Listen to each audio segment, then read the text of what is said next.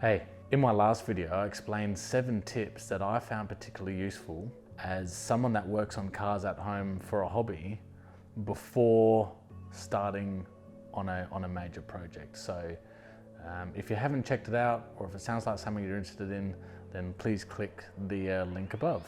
Just like most of my videos, mainly geared towards people that are starting project cars at home, today's video will be 6 tips that I found particularly useful for the tear down stage of your car.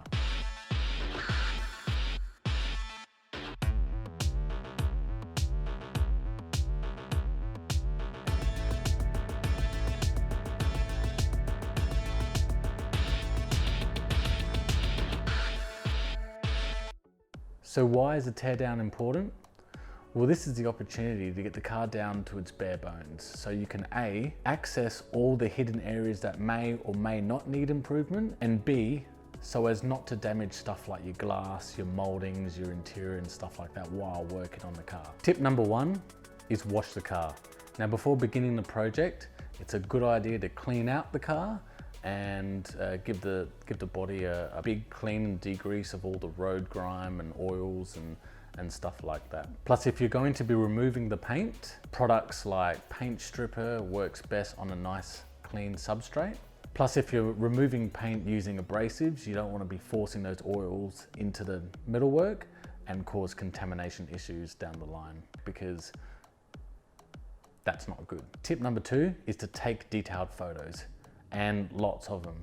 Stuff like panel gaps, and it's good to know what bolt goes where if you're doing a really finicky restoration, and stuff like your little moldings, and take as many photos as you can, inside, out, every nook and cranny.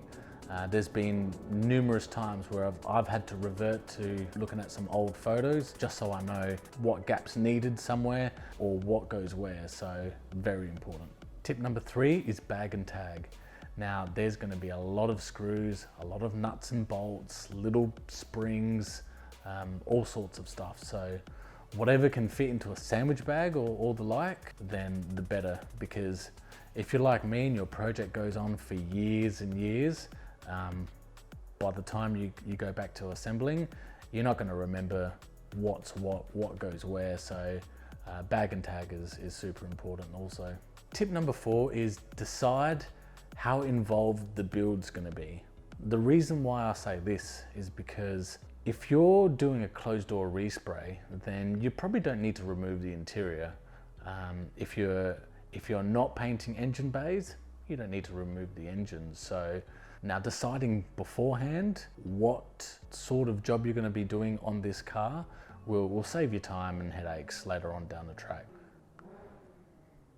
Tip number 5 is stamp parts. Stamp as many parts as you can.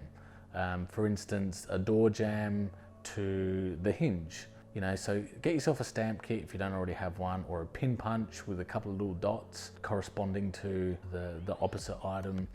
And I wish I knew this when I was building a couple of my cars. The Sharpie mark is gone once you wax and grease remove or you strip the paint off that item. So by having a stamped imprint will make it easy for reassembling. Tip number 6 is safe storage. Now this is super important. I've been caught out. I did a year's worth of work on one of my cars, grinding away, welding, and I left the hatch window in.